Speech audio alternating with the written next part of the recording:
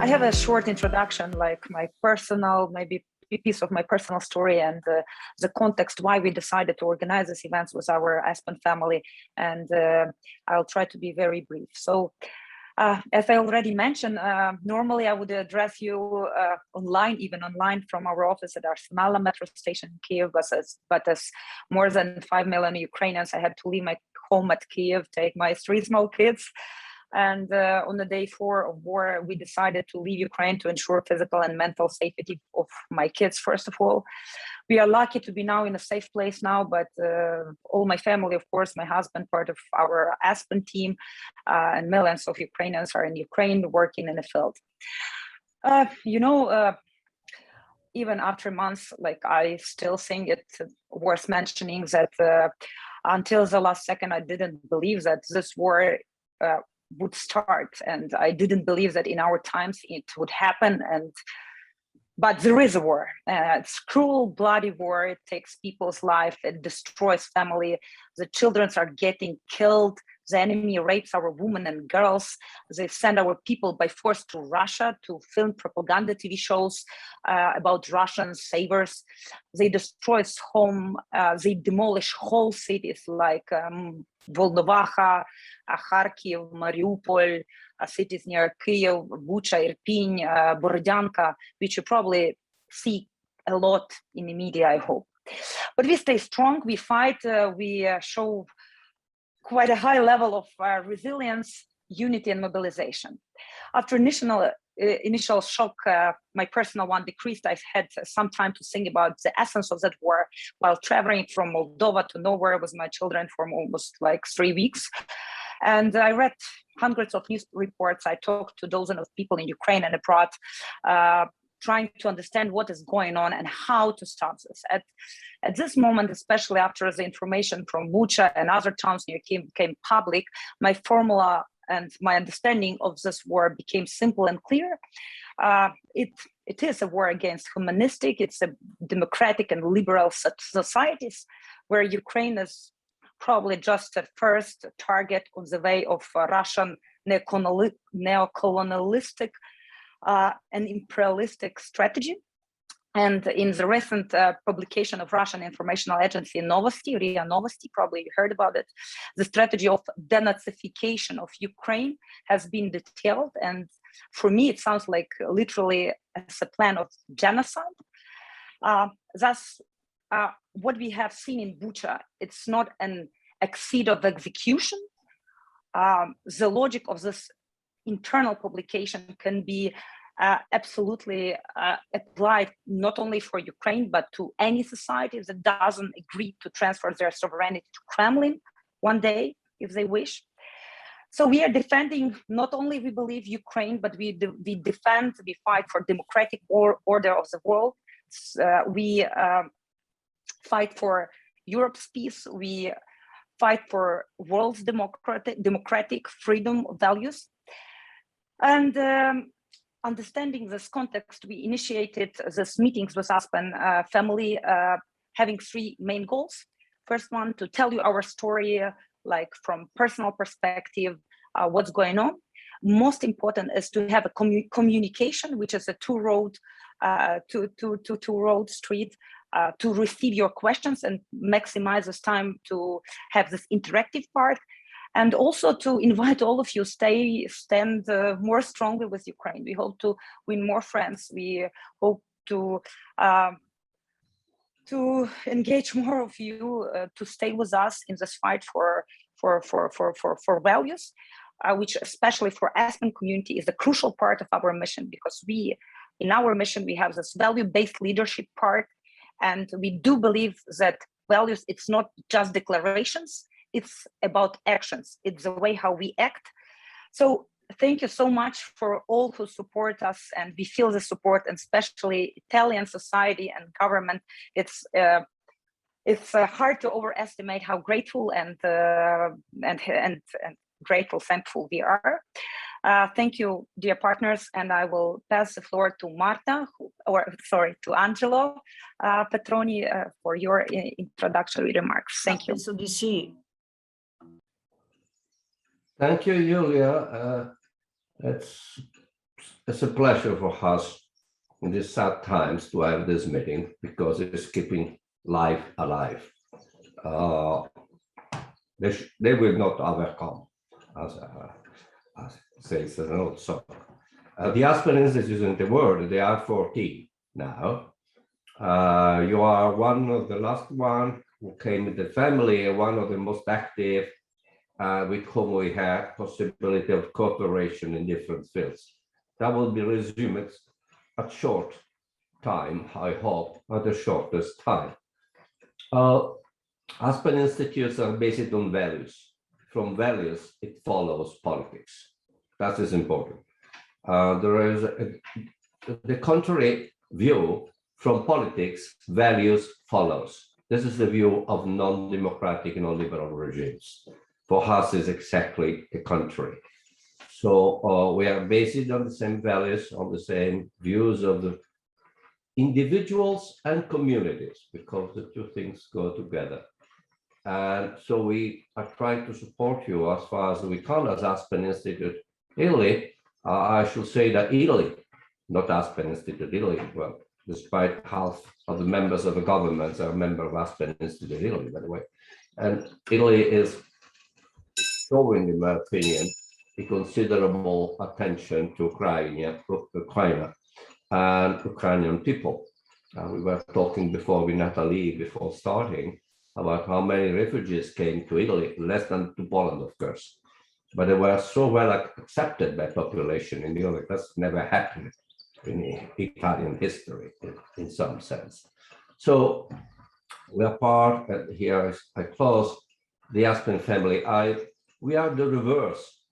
You know, the old dictators of the relationships between European defense and NATO. Separable, but not separate. We are the contrary. We are separate, but not separate. So we are each independent institute with its own more or less rules, programs, but we are not separable. And so we shall stay. Thank you so much for this. And now, Marta, it's up to you. You are the expert. Thank you very much to Natalie, Julia, all our friends from Ukraine, Angelo. Clearly, we have a large participation today.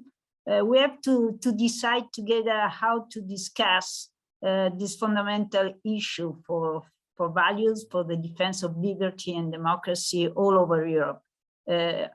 We were saying before, this is the first time, in my view, that a war in Europe is considered to be a war for all of Europe. This is clear. This was not the case with the Balkan wars some decades ago. Nowadays, we all are, in a sense, on the same front. We made many mistakes in the past as Europeans, looking to our relationship with Russia. Our gas dependency is a test case, is a case in point. But now we would like to discuss today, which is the situation, which are the prospects, what we can do to help, and what is going to happen in your views. We will have enormous problems with the reconstruction of Ukraine, which will be a duty and a very important priority for all of us. So let's try to introduce these topics. We have 4 speakers from your country. I will start with Natalie Yaresko. You see her in the video. Natalie, first of all, for us, she is the Aspen Kyiv chair, the chair of the supervisory board, and she was Minister of Finance in Ukraine from 2014 to 2016. And I would like to know from you, Natalie, first of all, a rather general assessment, because we were all struck by the way in which the Ukrainian resistance was able to defeat the Russian army in the first phase of the war. This is for clear. The Kyiv battle was won by the Ukrainian army and by the Ukrainian people. Now we are entering a second phase related much more narrowly, if you wish, to the Donbas region. So which is your feeling? Do you think that you are confident enough that Ukraine, after having defeated the Russian army's in Kyiv, is able to defend Donbas in the same way or not? Which is your feeling about the war and about the next weeks we are going to have in front of us? Please, Natalie.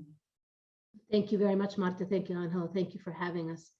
I guess I would start with, I think the world has misunderstood Ukraine and Ukrainians and misunderstood Russia and Russians.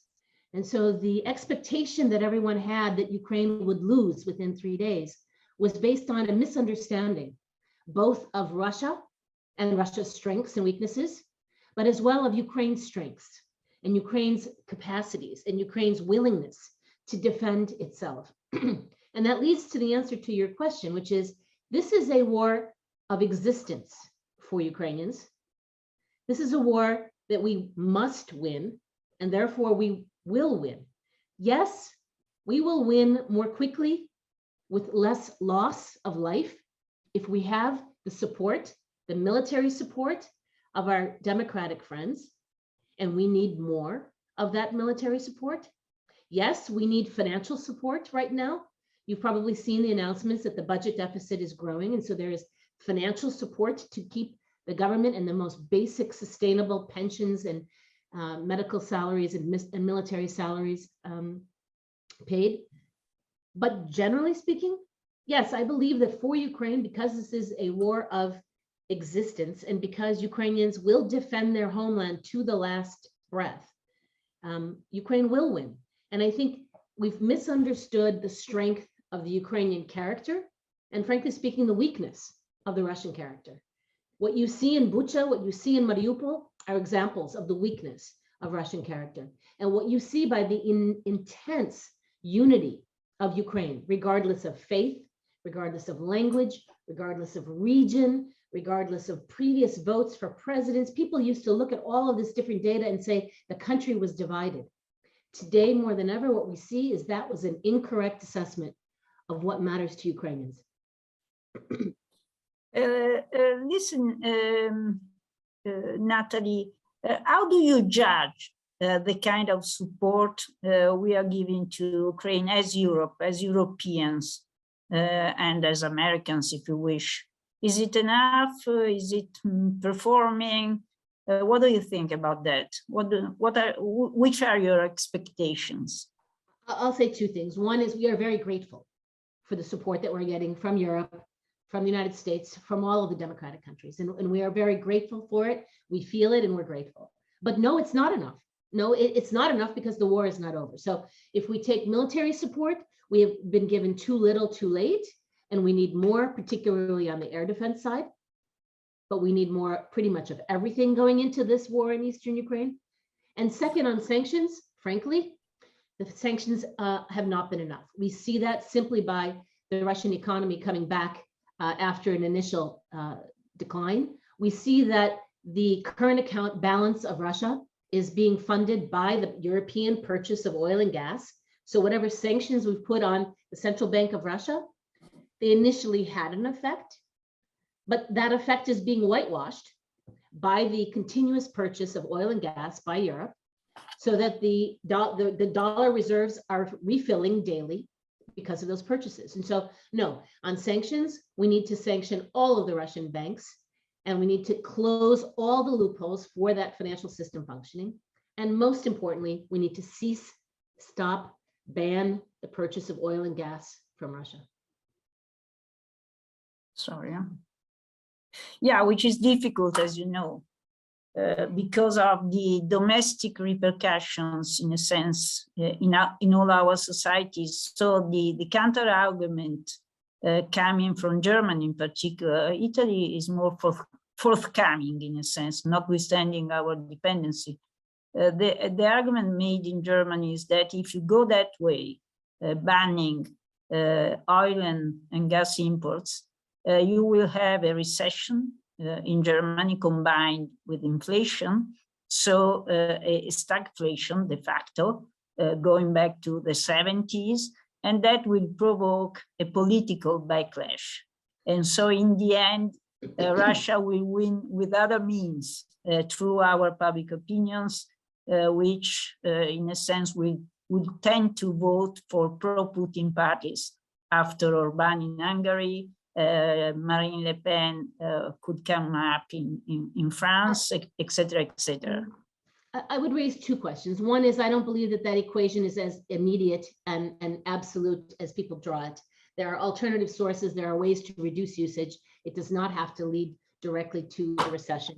But the second question I would raise at the same time is, if this genocide continues, and I use the word genocide purposefully, looking at the definition of the word genocide, if the extermination of Ukrainians continues, do you truly believe that that will have a better domestic political effect in the European countries and in the European capitals?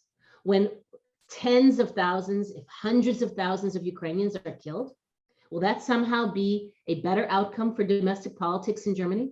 I doubt it. I truly do not believe that the people of Germany would trade inflation, potentially recession, for a genocide of the Ukrainian people. The counter argument again, Natalie, is that sanctions, in any case, even if a complete embargo on oil and gas will have a medium-term impact, in any case, not an immediate one, as compared to the timing of the war. So in a sense, it would be better to give more arms to Ukraine, but not to go for this oil embargo, which hits our societies and our economies more than being able to stop such a war. So I don't believe that's the case. I believe that you're already seeing the effect of export controls. You're already seeing the effect of certain high-level precision defense equipment not being able to be manufactured because of the import of particular parts has been stopped. So there are immediate effects.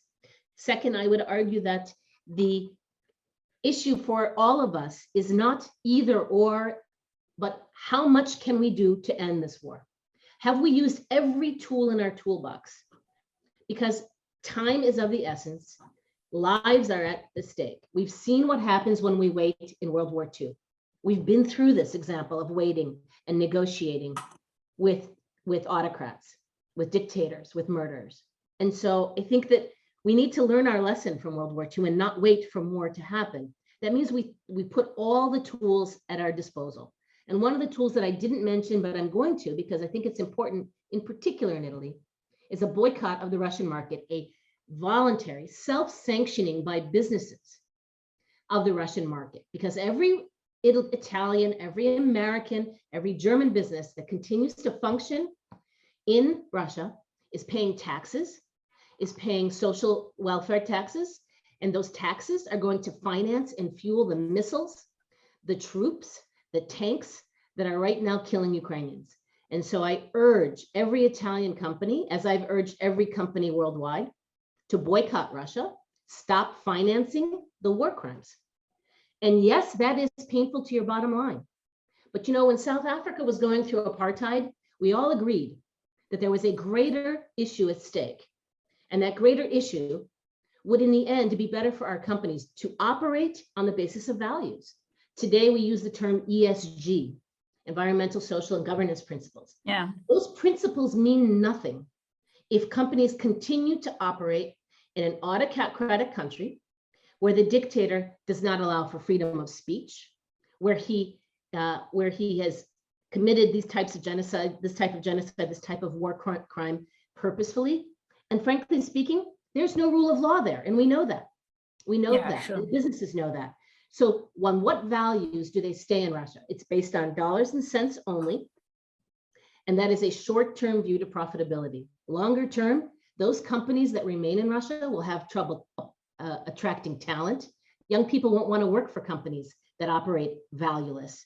They will have trouble attracting finance because the sanctions are complex and it will be impossible for them to continue to work.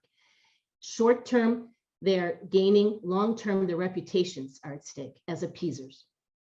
We have a lot of, in fact, of business withdrawing from Russia. As you mentioned, self-sanctioning for reputational priorities is a process which is making progress in Italy. Indeed, a lot of business coming back from Russia. But I would have many other questions from you, but I would like to hear from all your colleagues. So maybe Denis Kudinau, who was appointed in November 21st as the first deputy minister of the economy of Ukraine. Maybe, Denis, it would be interesting to understand a bit better which is the economic situation in Ukraine, because there is a high level of distraction, clearly, a lot of costs, and whether you think that we could think in terms of a sort of new Marshall Plan for Ukraine once the war is over, or maybe even before the war is over in large part of the country. Please, Denis, and welcome in the Aspen family. Thanks a lot, dear Marta. Hello, everyone. I'm very happy that today we have the possibility to discuss these issues. First of all, I would like to address to your point, Marta. You said that now it seems that the war has been located to the regions of Donetsk and Lugansk. I shall say it's not the matter of fact. And if you now hear what happens behind my back, we have air sirens. I'm in the government building in Kyiv, and we have them daily, at least 7 to 10 times a day. But we're not hiding anymore. We don't even go to the shelters, because otherwise you cannot work. The whole country is now united to combat the Russian aggression. And that's an unprecedented unity of Ukrainian people. And we are really thankful for the democratic world for the support. We believe that for Ukraine, this is not just the war with the neighbor. We believe that this is the conflict between Asia and Europe, the authoritarian style and the democratic style of leadership. And we believe that Ukraine has made its choice. We are pro-democratic, we are pro-European, and finally, we expect that the European family will accept us as one of you. Now, what regards to the economy? Of course, the economy has experienced a shock, several shocks, but the government and national bank were prepared. We can see that the macroeconomic stability of Ukraine has proved to be resilient, and we were able basically to cope with the situation quite well. Of course, we have a GDP, the GDP shrank by 40%, that's the year estimate, from $200 billion in 2021 to estimate of $120 billion in the year 2022. We have divided the economic recovery plan to two parts, something that we do immediately as the wartime economy and the post-war economic development plan. In terms of what we are doing right now is the protection of internal producer. We have launched various measures of supply side support, and it proved very effective. We loaded Ukrainian factories that produce food with government orders already on the third day of war, and they were able to produce in the regions where we cannot bring food by trucks or trains, and this is something that saves people. We have also launched measures to simplify the life of businesses. We have large program of businesses relocation.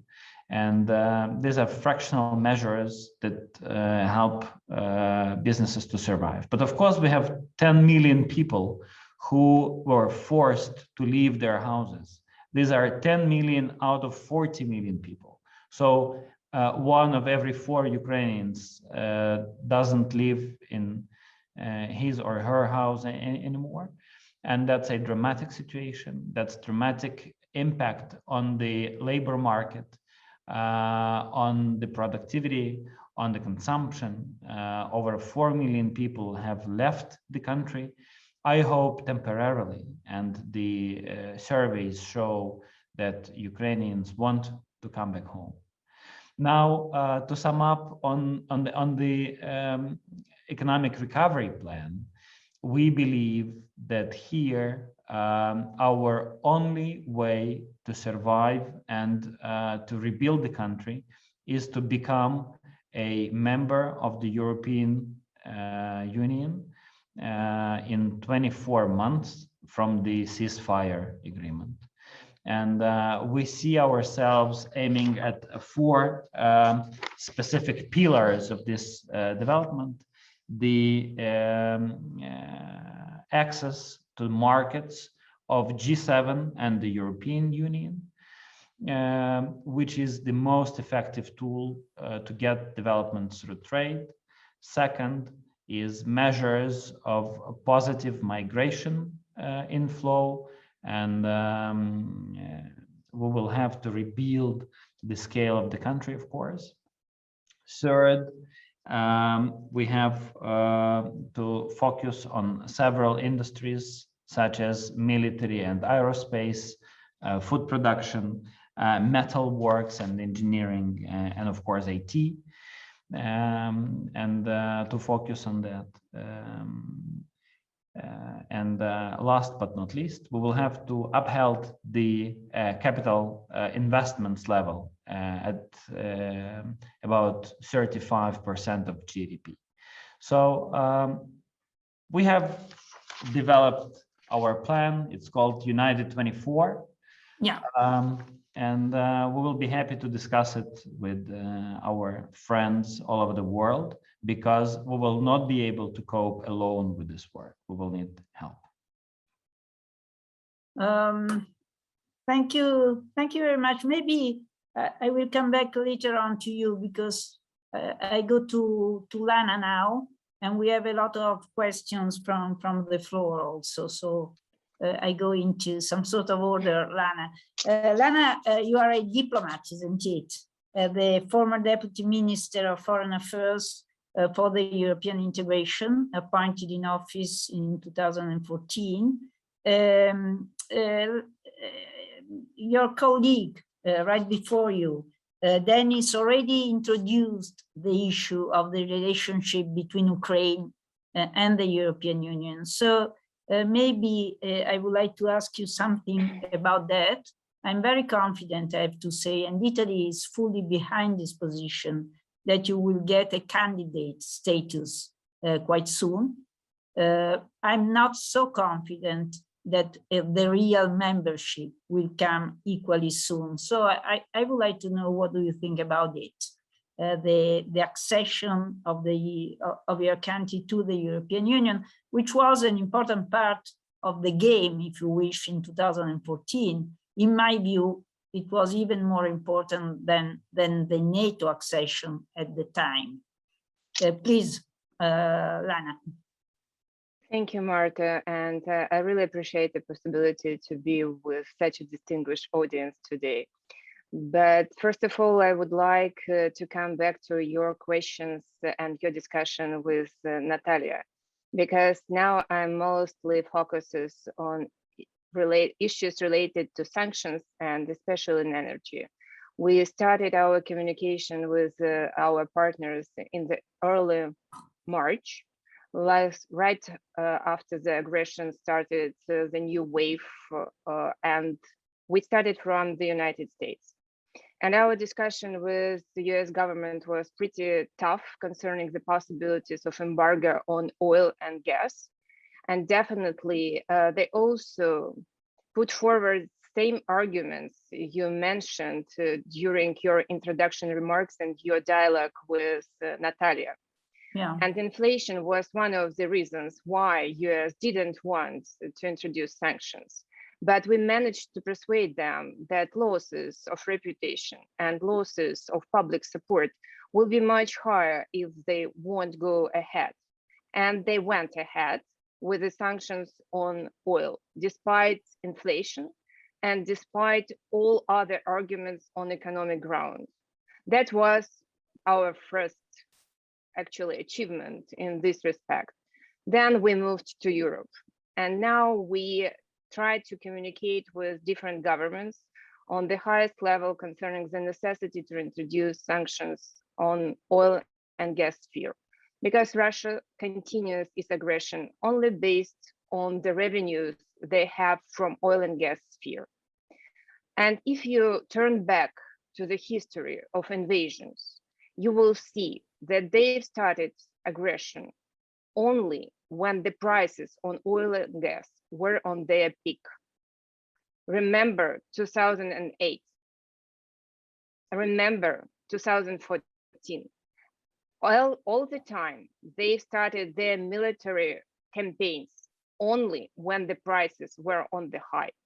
And now what we see that only this year, Russia may earn 1/3 more in the budget revenues from gas and oil.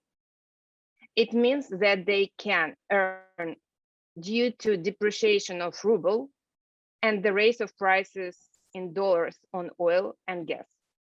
And additional revenues to their budget is approximately 100 billion.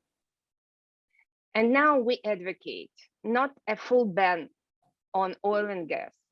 We advocate more smart approach, which consists on the different options, and we call it a salami tactic, which means that you may start from the very unpainful but very crucial issue to ban LNG. To ban LNG from Russia, it means only 3% of your market, but it will have a kind of psychological effect due to the fact that Russia and Putin per se, they still think that they have unlimited indulgence and they can do whatever they want because you are afraid to ban energy sources and to introduce any kind of embargo on energy products. So first step is of course more psychological. And it also may consist of the ban on seaborne oil and oil products, which actually already started to happen due to the position of business. And now business went ahead and governments are quite not active because they are more afraid of political consequences. Despite all the pictures from Mariupol, from Bucha, from other places where you directly don't want to call things by its own names. And that's a kind of very unfair tactic because you think that your societies are not ready to sacrifice their economic interests and to follow the values and to follow the principles you were advocated for years. So we still think that it is a possibility to introduce a so-called Iranian model of sanctions against Russia on gas sphere, when you can continue to get Russian gas, but not to finance Russian military machine. Just preserve all financial resources Russia now receives from the supplies of gas in your own accounts and not to finance Russia. They will not be able to interrupt supply because it's physically impossible. They will continue to supply gas, and that will give you and us a perfect relief and possibilities to remind Russia the destiny of the Soviet Union. And they pretty well remember how Soviet Union collapsed and what was the reason of this collapse. And we don't want you to suffer more than you are ready. And that's why we still suggest to have a smart approach to energy sources and not to think about the possibilities to reroute gas or to reroute oil. In some particular issues, it's not possible because you cannot reroute gas flows immediately. And you cannot shut down gas immediately. So that means that you can destroy Russian bluff and you can destroy their views that they have a holy cow and that you will continue to act with a business as usual. That's why we still think that definitely we have two priorities. First of all, we need to persuade European governments to act. And we know where are the stumbling blocks. These stumbling blocks definitely in Germany. But Germany also plays a very tricky role in the introduction of other sanctions and don't want to change its policies, despite the fact that they now admit that they made a strategic mistake on their reliance on Russian gas.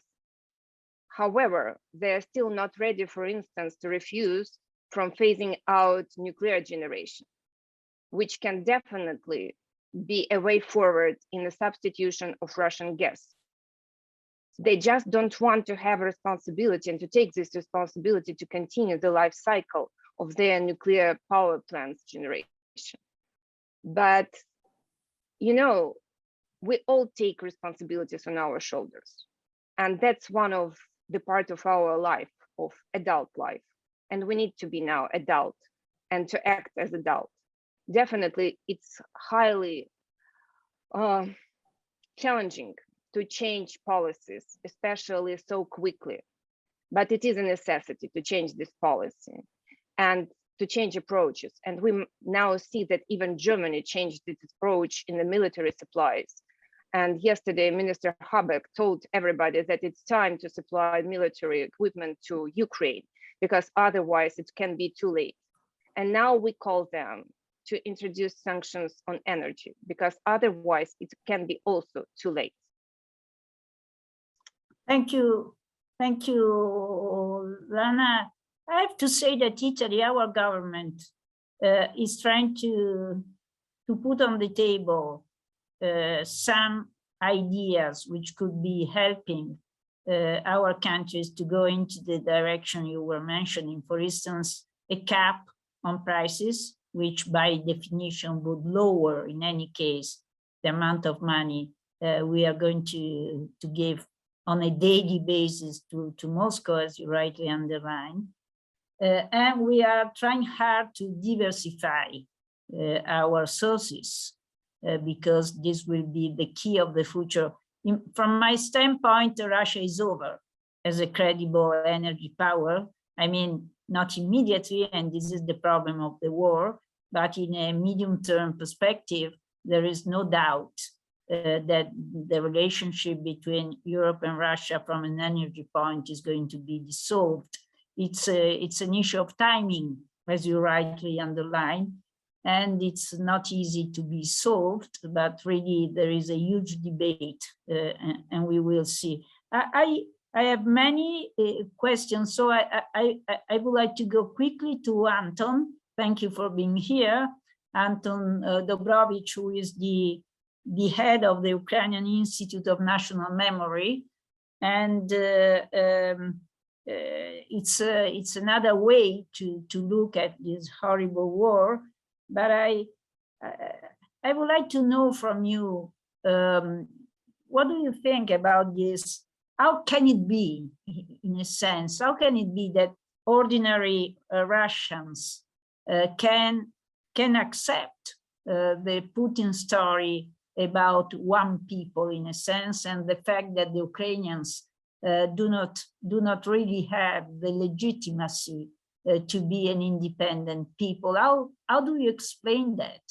because it's very difficult to understand that from a certain point of view. Please, Anton. Hello, buongiorno, Buongiorno. friends.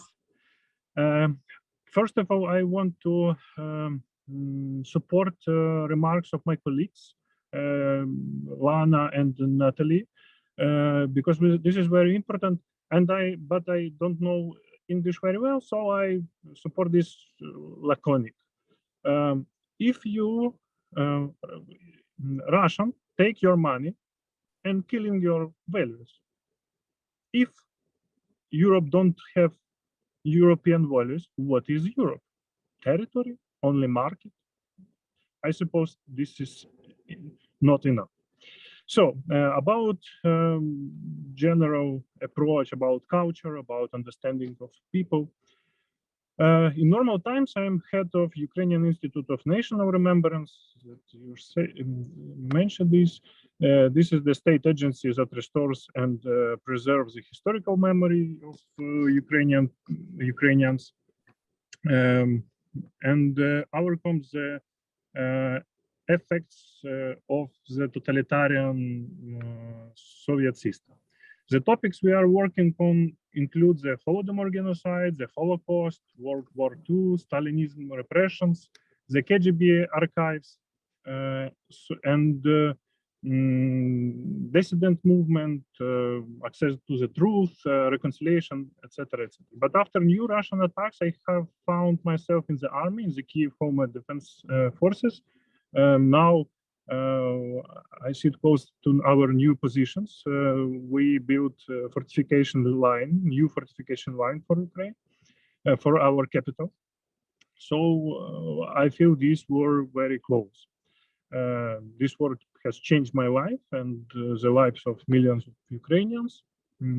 Tens of thousands of people have died. Hundreds of thousands have lost everything they had, and millions lives have been ruined. But what I know that this war will also change the world, I should.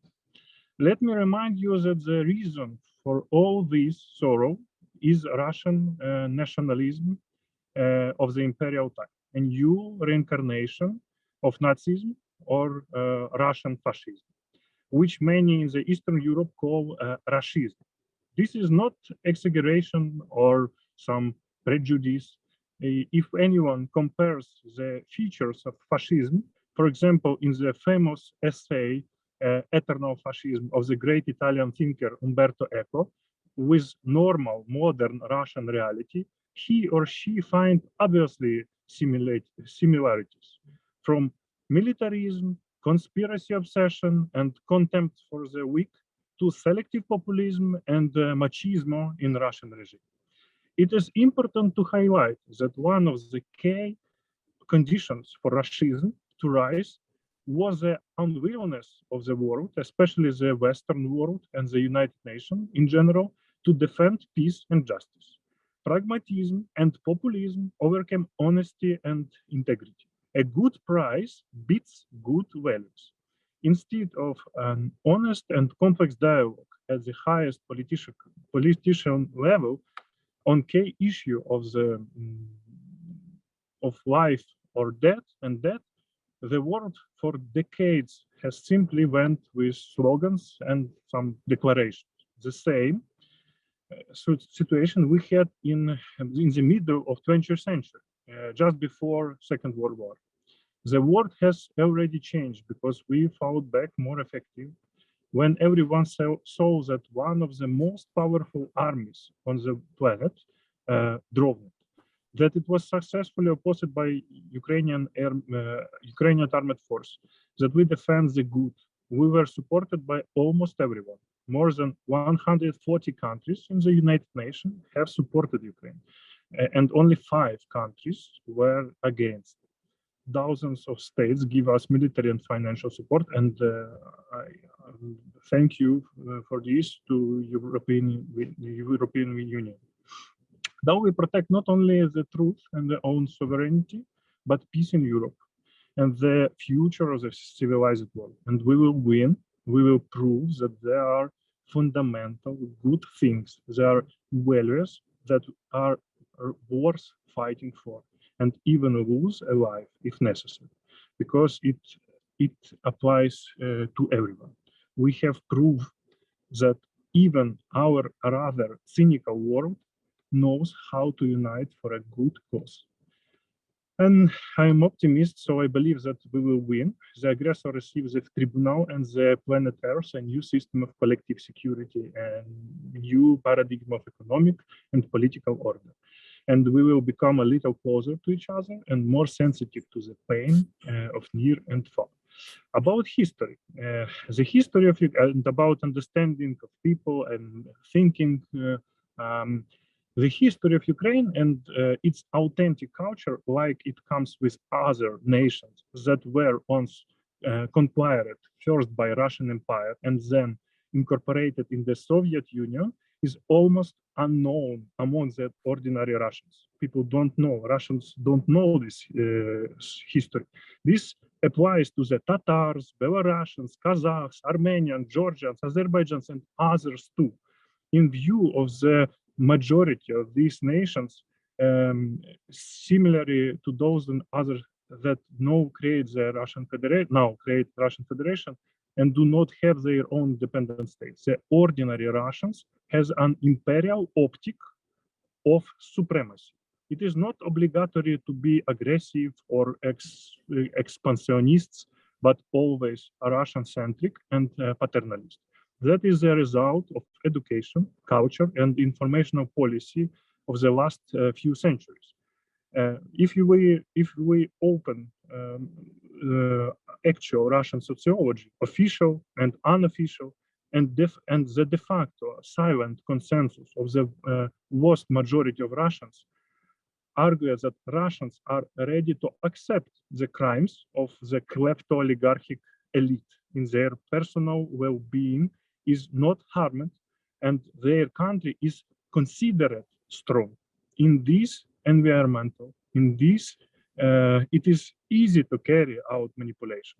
We and you, we have a question to this conversation about Putin's worldview and how we must to go outside. We and you in European Union live completely outside of Putin's worldview. That are Russians who urgently need to escape from them because they will lose everything. First of all, they will lose themselves. Putinism and millions, he is not alone, Putinism and millions of his Russian apologists are destroying the rest of all the good that once existed in Russian culture. So this is my vision of this situation. I have a lot of friends in Russia. I have good experience of scientific activities in Russia. I have friends in philosophical faculty in Moscow, but I understand it's a terrible situation in worldwide, and in some optic of these people. Thank you. Thank you very much, Anton. Now we open a more general discussion. I have 4 names already in my list: Giovanni Farese first, and then Michele Valencise, Stefano Stefanini, and Andrew Spannaus. While waiting for them, may I ask you, Natalie, which are the contours as seen from Ukraine of a possible endgame? The peace plan, after all, we saw many pieces, bits and pieces of a possible peace plan in the Financial Times or coming from the table in Istanbul. Which is your view on all that, the neutrality issue, the territorial problems? What do you think?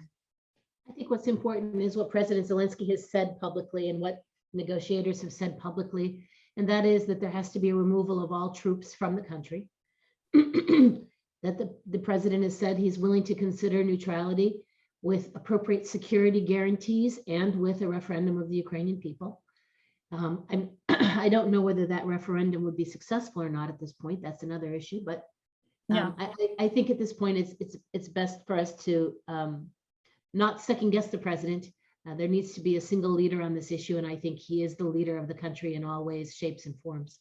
So I would argue that for now, I would follow his lead. I don't believe right now, my personal opinion, that peace talks can be successful. I think Putin has said yesterday, if I recall, that the peace talks are at a stop for him. I think there needs to be more leverage on the side of Ukraine, which I said earlier, which is that we need to prevail in order to have negotiations that are real. Okay. But my colleagues from Ukraine may feel differently.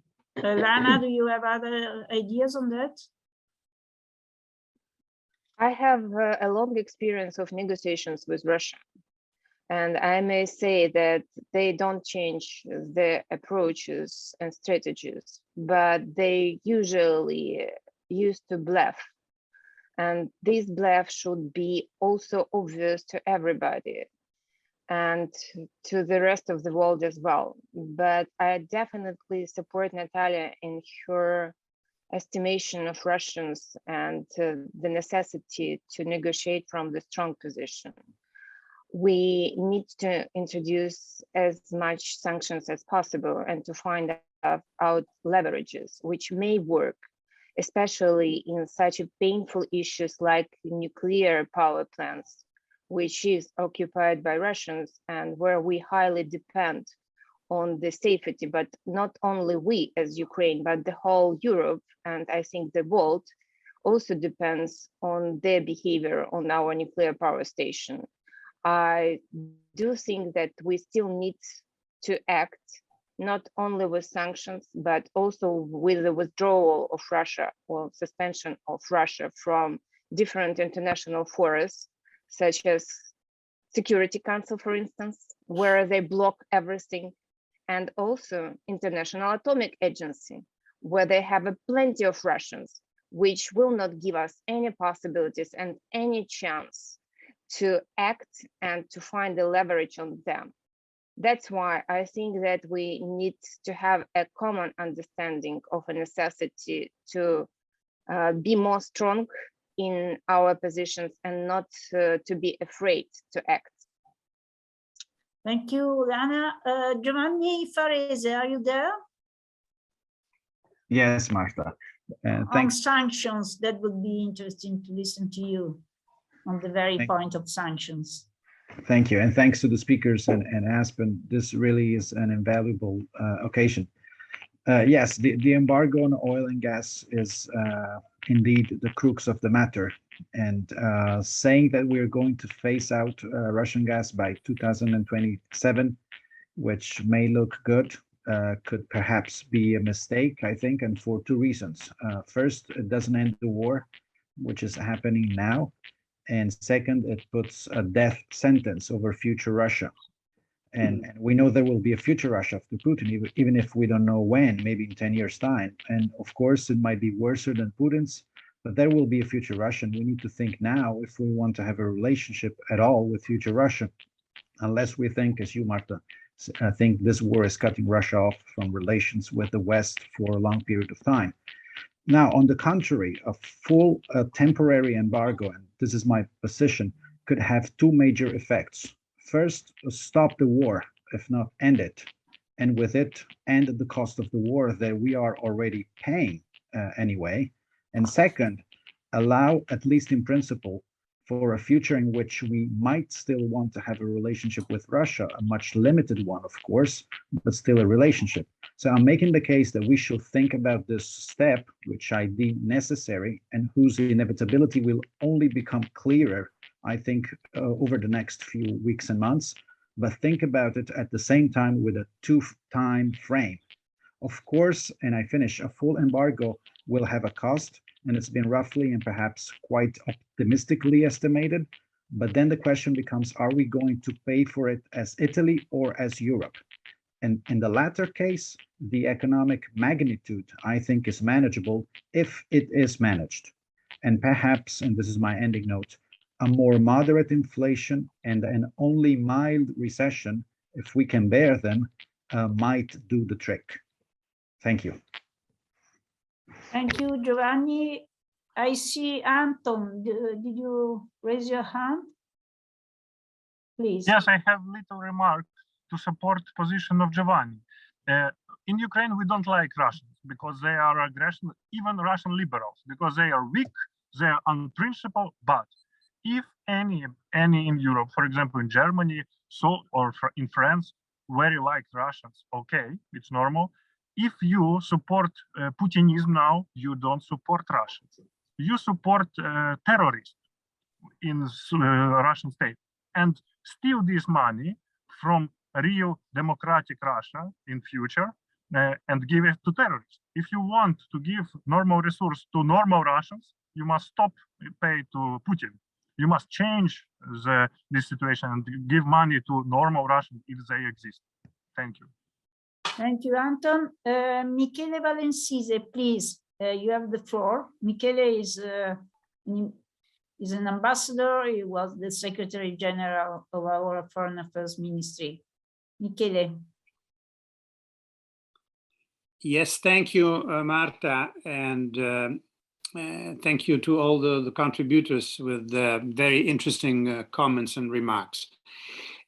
At the beginning of this conversation, you raised an interesting point. Is there a split between those who aim at a military victory and those who aim at a diplomatic deal? I don't know if there is such a split in the Western field, but I sympathize a lot with what Natalie Jaresko said at the beginning, saying that we should avoid this difference because the Western unity is a great added value at this stage, and I think we should be firm in keeping this unity and avoid as much as possible among Europeans and Americans, even the perception of such a different approach, of such a different split. And in this context, I would like to ask some of our Ukrainian friends about a very specific point, which is the following. At this stage of the war, and at this stage of the responsibilities that everybody is assuming, does a possible way out through the International Criminal Court represent a secondary or even an irrelevant option, or could it at this stage contribute to put some further pressure, to add some further pressure in the direction in which we all want things to move? Thank you, Michele. Elana, please, if you wish to reply to Michele. Yeah, I have a long history also of suing Russia. I used to be an agent of Ukraine, and one of the cases we started immediately after the invasion on the 24th of February this year was a case against Russia on the basis of Genocide Convention. And we asked for preliminary measures against Russian Federation, and Russia lost this case already on the 7th of March. We had hearings, and on the 16th of March, the decision by the court has been taken. Russia has to stop all activities in Ukraine because they are not grounded at any reason.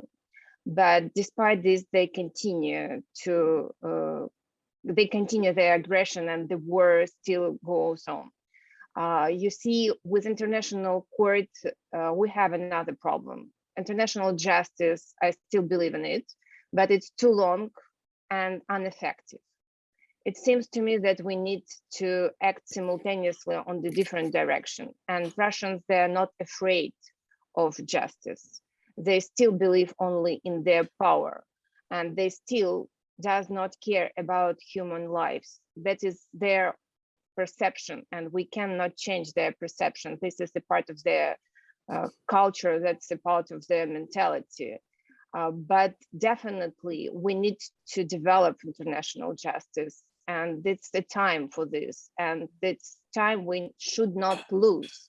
But we do have all mechanisms which are already in place, which can be used in order to put Putin under responsibility and to judge and to achieve some results. But it will require years and years. Yes. The International Criminal Court already initiated the investigation, isn't it? You did not ratify the convention. Yes, but no. Actually, we are accepted the jurisdiction of the International Rome Charter On an ad hoc basis. In 2015, we submitted our request to ICC concerning the investigation on 2 grounds, and these grounds cover all territory of Ukraine. So we are not a full-fledged member, but we admitted the jurisdiction of the ICC. Yes. So Andrew Spanhaus. Hello. Thank you very much for these powerful interventions. I have just one simple political question. Several speakers have spoken about unprecedented unity, extreme unity in the country.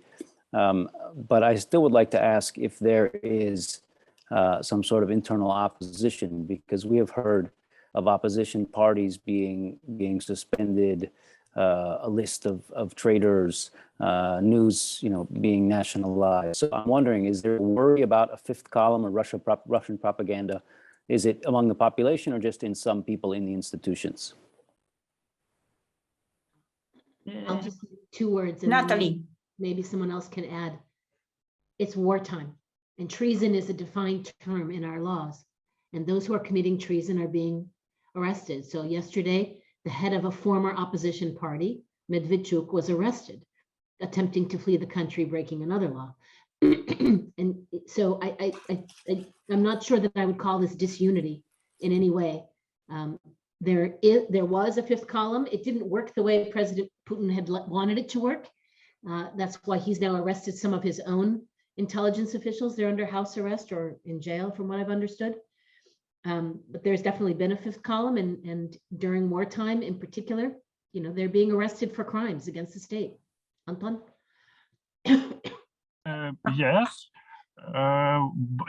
Yes, we have strong unity, horizontal unity, but in political sense, we have normal democratic opposition. For example, a European Solidarity Party of Poroshenko is opposition to Zelensky. They don't like Zelensky even now, till war. But we understand the red lines because we have war. So we have normal opposition and normal democratic process and normal competition of parties, but we have strong solidarity. Even dozens, maybe hundreds members of Party of Region, old pro-Russian party, send their party tickets to the trash because they understand what we have today with Russia. So it's a very interesting balance. Now we don't have a rising of nationalism. Yeah, we have nationalism, nationalistic groups in Ukraine. If you have war, it's in history. If you have war, nationalism, gradus of nationalism was rise. So we have, but it is minority. It's no influential positions. Stefano Stefanini, I have in my list. Thank you, Marta. I want to thank you, all the Ukrainian speakers, because they've really put the focus on which is the elephant in the room, especially from our point of view, European and Italians, which is the issue of sanctions and gas sanctions. Now, Lana, let me ask a question. I think you've realized that you have many friends, Marta, Michele, and let me ask a question among friends.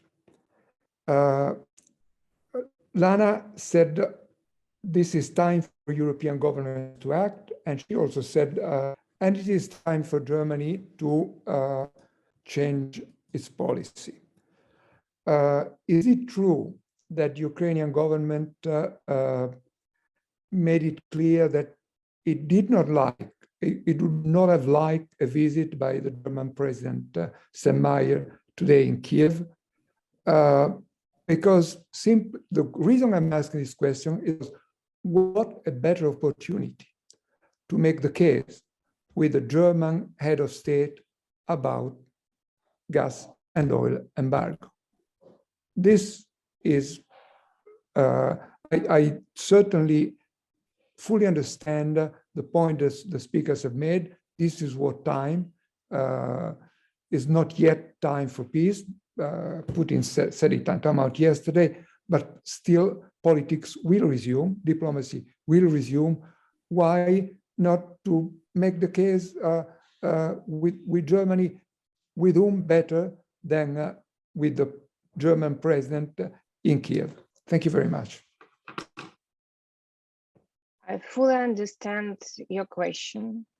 And as a diplomat, I also support your approach. But I recall the visit of Minister Altmaier last year on the event devoted to Crimea platform. And it was before our Day of Independence. And he came to Kyiv, and we had a trilateral meeting with the American Secretary of Energy, Ms. Granholm.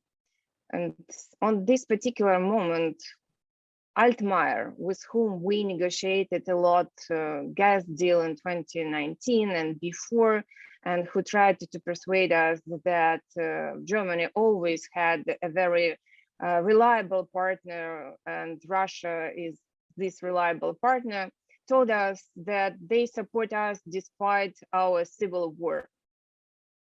So even in 2021, German minister called the war in Ukraine a civil conflict. I don't want to draw parallels, but you know that the role of Altmaier in the peace talks, and especially his role in the Steinmeier formula and other issues, is also a kind of factor which should be taken into account when we as a country are not ready to accept his visits now. Because for us, it's also a kind of double standard and desire to pretend or to show some kind of solidarity. And at the same time, we know exactly his position and position of his party concerning Russian gas. Schroeder is still a member of their party. And that's also a factor. And I may tell you that despite the war, Germany still has the privilege of enjoying competitive advantages of the cheap Russian gas. And we as a country continue to supply this cheap Russian gas to Germany, despite the war. And despite all hostilities, Russians still don't touch any bit of gas transportation system because they still want to get all these revenues from Germany. If I may, let me make a quick remark. Franz-Walter Steinmeier right now is not a minister, is not the leader of a party, is the head of state. Is the head of state of a country that is member of the European Union and of NATO, and a country that is supporting Ukraine. So, you know, I think you should think twice about, you know, making remarks that regard the past. As it was said at the beginning of this session, we've all made mistakes on Russia. You have to look forward, not backward in this respect. As I mentioned, as a diplomat, I fully support and share your view, but I've tried to explain you the logic behind and general emotions which are connected to the Steinmeier and his role in the peace talks. And Lana, I think it's important to note that it in no way means that the communications with Germany have been blocked, because there are constant communications with the Prime Minister of Germany and with the government of Germany. I think this is an individual who's played a certain role, has had a certain reputation and has had a certain position with regard to Ukraine, which at this point, the president of Ukraine made his personal choice. And you know, I think we need to distinguish him from Germany, with whom Ukraine continues to have, you know, very broad and very deep conversations daily. And as I mentioned, we have a very close relations now and discuss a lot of issues with German government.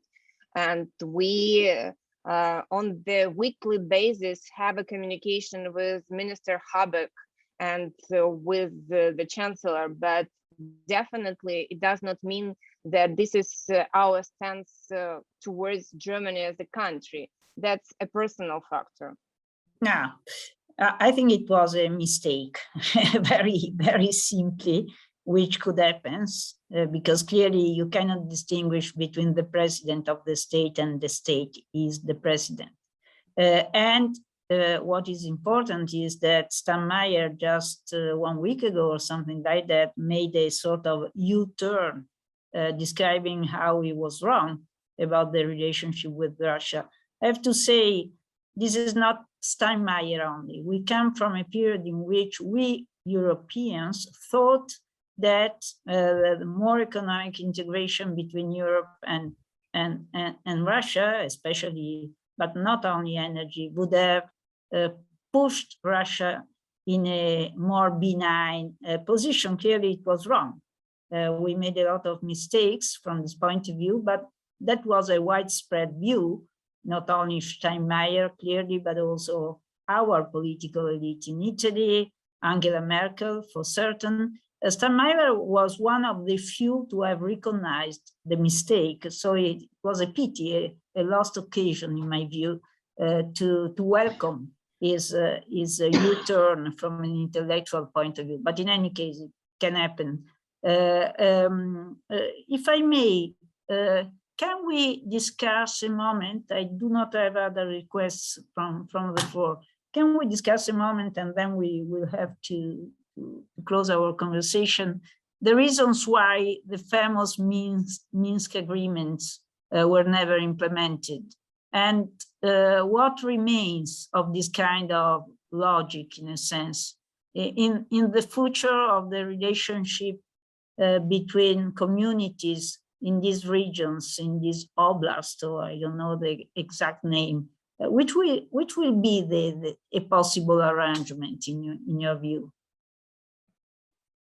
Lana or Anton or Natalie I'll just say a few words, and Lana, please help me out here. I believe the Minsk agreements were never implemented by the Russian side. And there was a reason that they did not, because that required them removing their troops from the illegally occupied territories. And so I think it was a constant negotiation position for them, especially with Europe, while being able to maintain placing all blame on the Ukrainian side. The agreements themselves were done at gunpoint at a very difficult moment, as you all know. Probably no leader would have entered into such an agreement without having been in that very, very difficult situation that President Poroshenko found himself in at that moment. But I think the Minsk agreements are dead. I think there's no going back. That's my personal perspective. Lana. Okay. No. Yeah, I fully support Natalia that they're dead, but I think that they were dead from the very beginning, and we need to admit this. So definitely the reason was to stop fire, and that was the main goal of these agreements. The rest in them were absolutely unrealistic, and Russia was the first who violated the meaning of these agreements. And I was absolutely against the prolongation for the next period of these agreements, because they were envisaged for 1 year. But Germany and France, they had another position, and we followed the advice, and it did not bring peace to Ukraine. So you see, we need to also look around and to understand that for Russia, such kind of agreements and such kind of gray zones, which they create in Moldova, in Georgia, and in Ukraine, that's a part of the policy. And we need to stop, let them follow this policy. That's the main issue, because they are not interested in peace. They want to proceed with their hegemony. And that's the main thing we need all to understand and to share among us. Because this is about imperialism. This is not about some kind of civilized approach. We need to distinguish our understanding of peace with understanding of peace in a Russian sense. May I put to all of you a last question concerning the security guarantees you are looking at from international partners? Which kind of guarantees are you thinking would suit to your need for security clearly? I can't speak for the government. What I can say is we have to have guarantees that are very different and that are more meaningful, that have some meaning as compared to the security assurances that were provided in the Budapest Memorandum of 1994. Fooled us once, won't fool us twice. And I think this is an issue that I think the world needs to look at from the perspective of nuclear non-proliferation as well. We're looking at the Ukrainian war, and I'm so grateful, Marta, that you said this is something that we all know now is Europe, and it's your European war. But there are global repercussions, whether they be economic on food and oil prices or steel prices, but also on the non-nuclear, nuclear proliferation perspective. This proves once and for all to anyone who's developing nuclear weapons that they need to have amazing guarantees if they are to give up their nuclear weapons voluntarily, as Ukraine did in 1994. So as you're talking to Iran and you're thinking about North Korea and you're thinking about others, no one will believe any longer the types of assurances that were provided to Ukraine, which clearly had no meaning whatsoever, less than the piece of paper they were written on. So when we talk now about guarantees, not assurances, we've learned our lesson. They're going to need to be a lot more meaningful.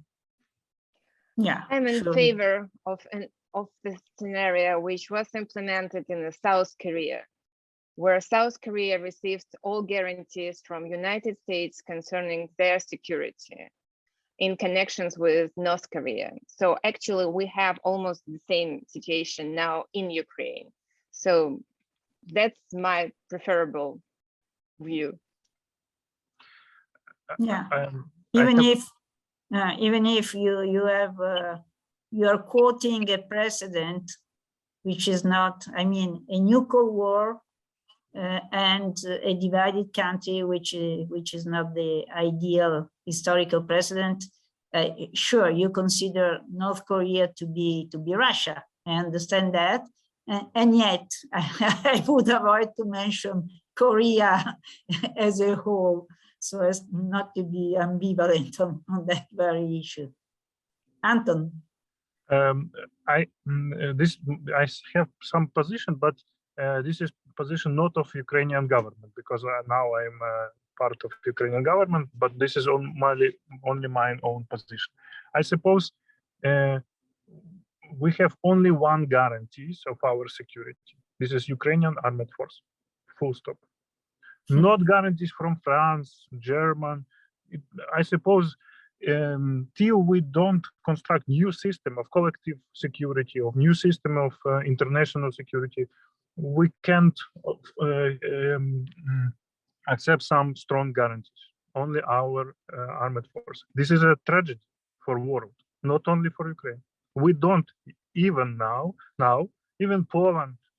Yes, we know about NATO. A lot talks about NATO. But now we don't sure in the NATO. I have conversation. We have Chatham House rule or not? I don't know, because we are so many around this virtual table. I cannot guarantee that. Okay. So I know some influential people in Poland who say to me, we don't sure not, even in Poland. So we don't have only, if you want strong guarantees now, after Russia violate international peace, while destroy international security system, you have only one guarantee, your own armed force. When we build something new, something more effective, okay, it's possible. And I have one remark about genocide, if I may. Yeah, sure. We have a lot talks about genocide in Russia. Russia will say, "Oh, Ukraine make genocide in Donbass." Now we have a lot talks about genocide in Bucha. I have a PhD in philosophy. My topic is Holocaust because I work with this topic a lot of time, and I have master degree in law. And I prefer use this term very carefully, because if we open Which term? Sorry, Anton. Genocide. You prefer to use? Yeah. No. We must to use very delicate, because if we open a Rome chart, it's yes. Crimes against humanity, yes, Russia make this. If we see aggression crime, yes, definitely. We have UN resolution about this. Yeah. If we say something about war crimes, yes, 100%, Russia do this. But if we say genocide, yes, we have some evidences, but we don't have decision about this, because this is terrible crimes. These 4 crimes is terrible crimes, but in procedure sense, genocide we must have a special procedure, because it's about motivation. If Russia have effective control in Bucha, yes.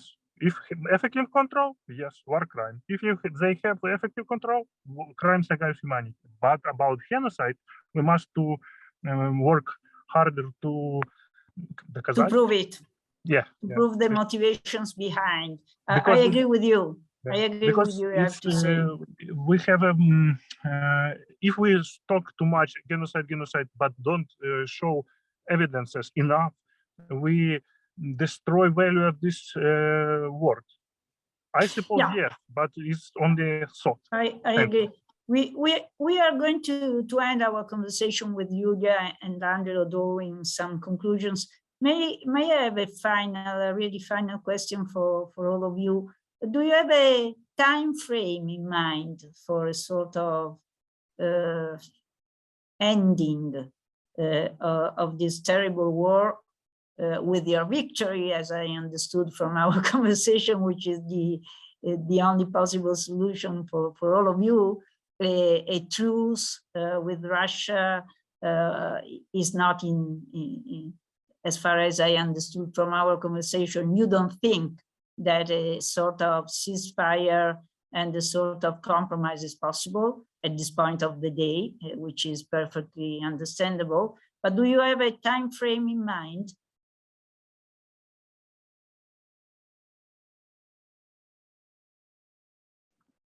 It depends on a lot of factors. First of all, of course, that's a factor of financial ability of Russia to continue aggressive war against Ukraine. And we need to introduce such a mechanism which prevents Russia from the possibility to get money for each and every source, and actually to dry it as much as possible, and to put Putin in front of choice whether to continue to finance their military activities or social programs, or the Russia will be collapsed. So that's the first, a kind of factor. Another factor is, of course, our ability to fight and our ability to protect ourselves. And that's where we very much depend on supplies of weapons and readiness of different countries to be with us and to understand that this war is not a war of Russia and Ukraine, that this is war of Russia and the rest of the world. And definitely here we also rely not only on the position of Europe, but also United States and other OECD countries, because these countries, they also consume Russian energy resources and they also supply financial resources to Russia.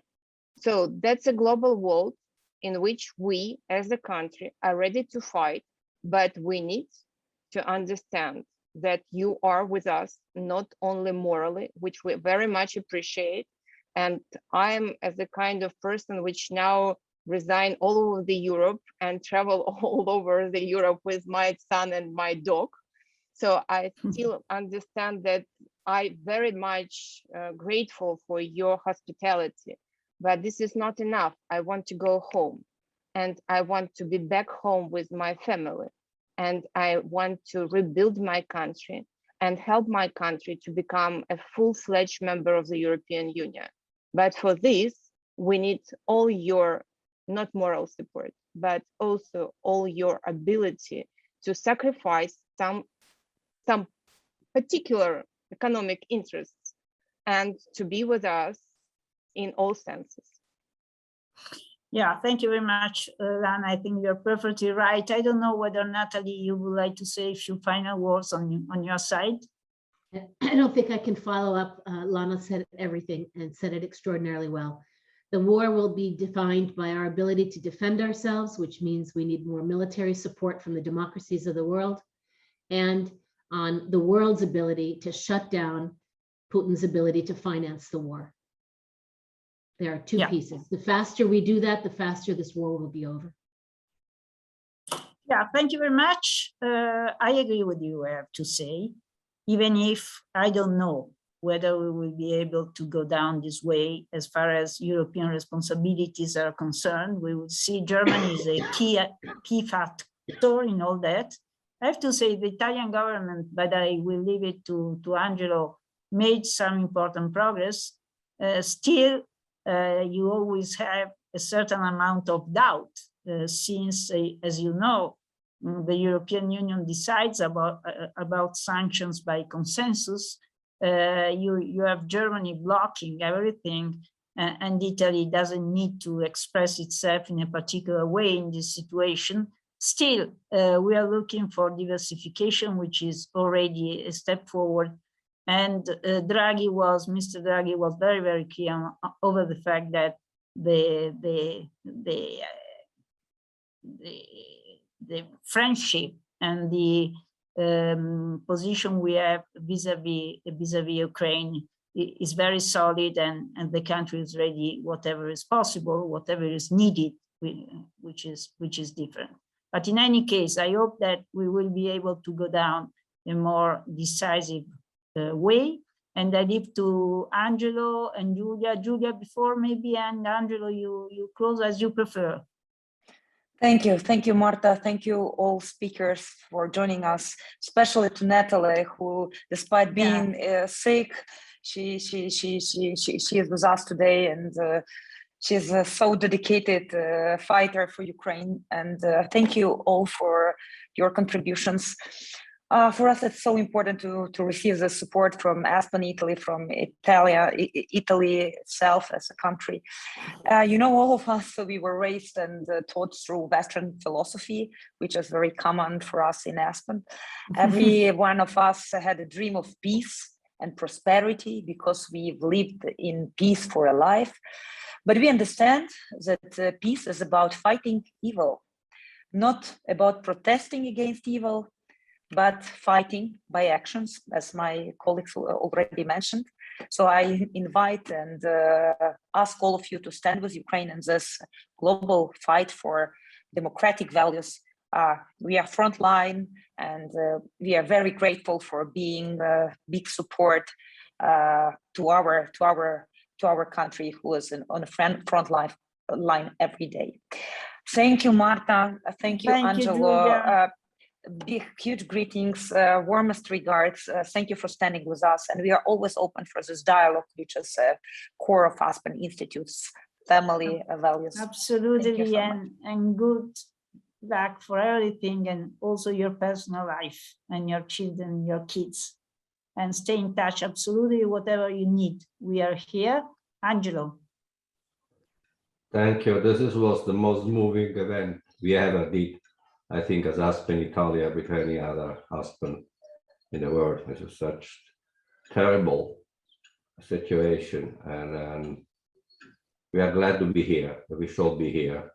I was just had one thing. I'm a philosopher, not a diplomat, not a minister, so let me take this point. The tragedy of the moment is asking for immediate decisions for handling the war in the right way. But we have to think about the future. We have to think now to reconstruct Ukraine after the disaster. And that was done during the Second World War. Still, the war was ravaging Europe and the world.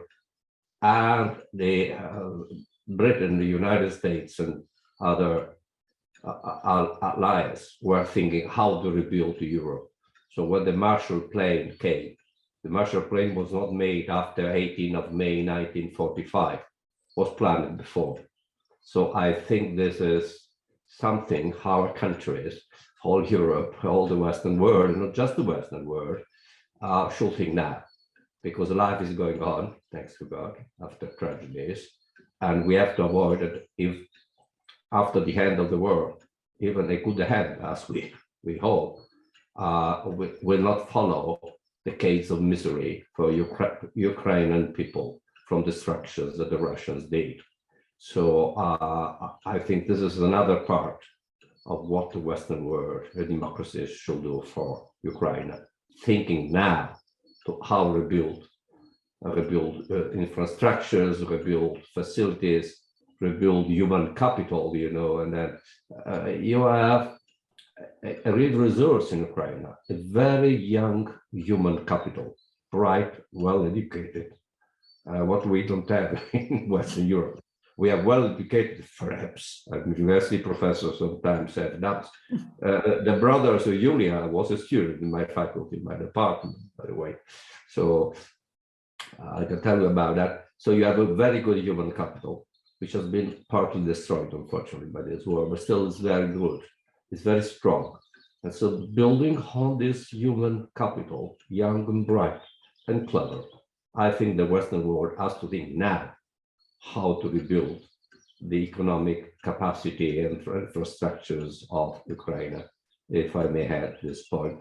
So thank you so much, our Ukrainian friends. Thank you so much to those so many people who did intervene, including some of Italian top diplomats and people from companies, some of the largest companies in Italy. CEO were listening to you, as you know. And thank you so much. We are here. Koheni, Nils, Marta is here, and I'm here, and above all, Aspen Institute Italy is here. Thank you so much. Thank you indeed. Grazie. Prego. Thank you indeed, and I really hope you will be able to prevail in a short time, because we all need you to win. Thank you very much. Goodbye. Good will prevail. We will prevail. Thank you. Yeah. Bye-bye. Democracy.